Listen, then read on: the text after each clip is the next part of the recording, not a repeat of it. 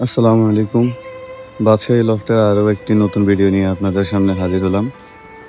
আজকে সকালে ঘুম থেকে ওঠার পরে আসলে আমার ব্যাড লাক কাজ করতেছে, কি আর বলবো। অনেক আফসোস লাগতেছে ছাদে আসার পরে। আগে তো আপনাদেরকে আমার আগের ভিডিওতে আমার কবুতরগুলো দেখাইছি। তো এক জোড়া সবুজ গলা ছাড়াছাড়ি লাইনের কবুতর আমি ঢাকা থেকে আনছি। এগুলো আমার কাছে এক জোড়া বাচ্চা করছে, এগুলো এখন ফ্লাইং করে এগুলোর বাচ্চা। তো এখন আবার বাচ্চা ফুটছে আজকে সকালে। আসি দেখি যে দুটা বাচ্চা ফুটছে, কিন্তু আমার এখানে মাদিটা নাই, নটটাই আছে। কালকে বিকালে কবুতর হাঁটে গেছিলাম একটু ঘুরার জন্য, তো বিকালে কবুতরকে খাবার দিয়ে ধরতে আমি ভুলে গেছি।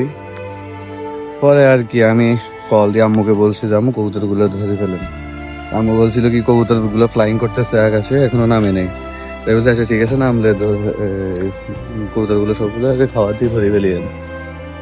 এরপর আর কি আম্মু তো জানে না আমার কয় জোড়া কবুতর আছে বা কি রকম, সবগুলো তো একই রকম দেখতে।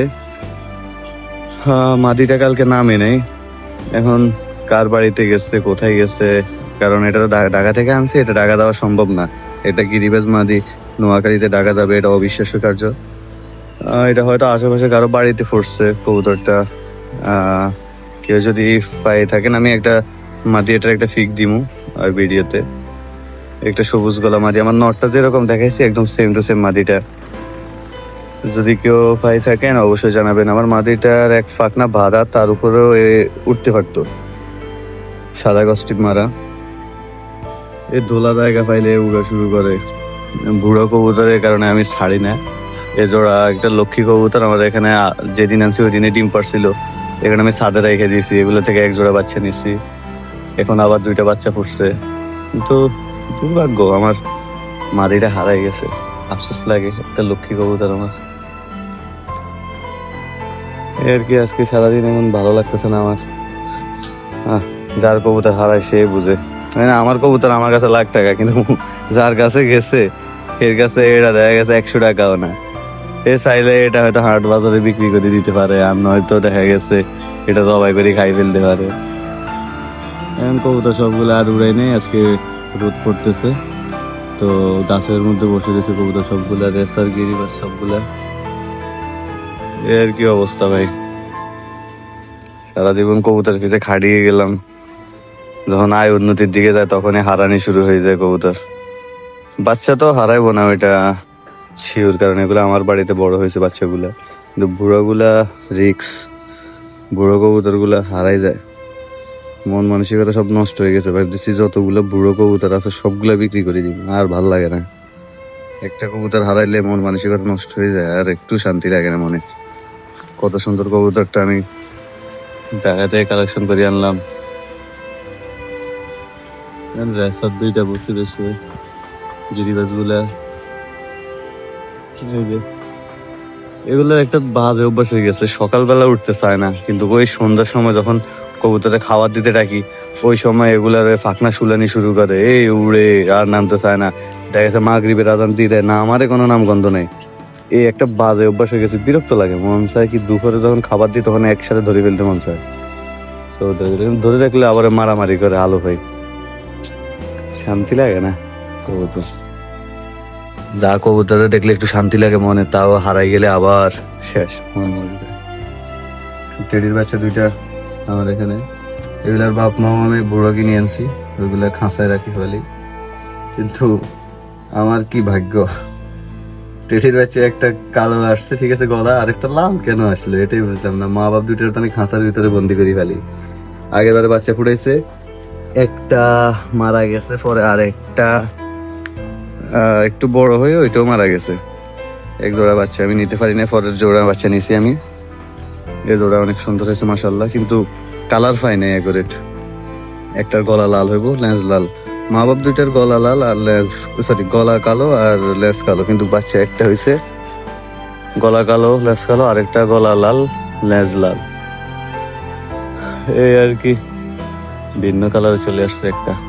মানে এখন থেকে যে দাঁড়ায়, যে দাঁড়ানোর স্টাইলটা একদম পারফেক্ট, স্ট্যান্ডিং কোয়ালিটি অনেক ভালো টেডিগুলো।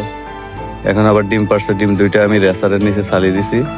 আমার রেসার একটা নর আমি একটা ফ্রেন্ড থেকে আনছি, ওইটা একটু ছোট। আর মাদিটা ঢাকা থেকে আনছিলাম আমি, ওইটা অনেক বড় সাইজের, বিগ সাইজের।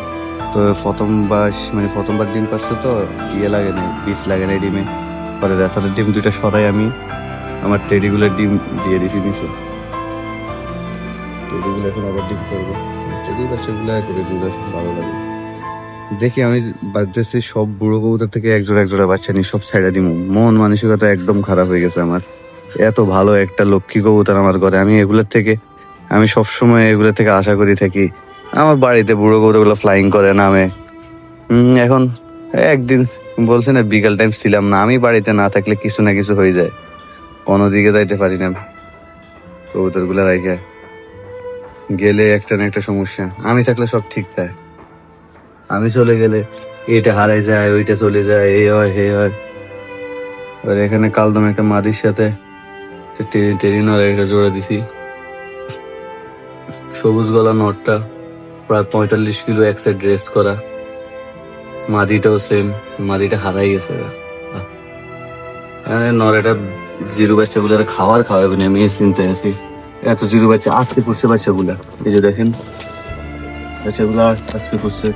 নটটা একদম টেডি কবুতরের মতো নটটা, ভালো ফ্লাইং এর।